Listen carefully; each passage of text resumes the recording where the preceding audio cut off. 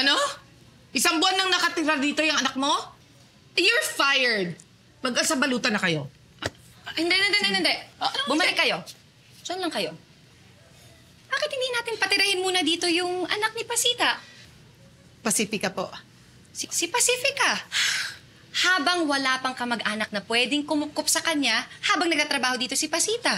At saka what's the problem? Wala namang bangkang nakakapunta dito ngayon para maibalik sa bayan itong si... Pacifica po. Pacifica! Oras na magkaroon ng bangka, pwede hindi silang umalis. Di sige, si Pacifica na lang. Kailangan mo pa rin si Pasita. Mali ang ginawa nila. Kailangan silang parusahan. Hindi niyo ba alam na ganun kasi ang tunay na ina? Huh? Alam niyo yon yung mapagkalinga, mapag-alaga.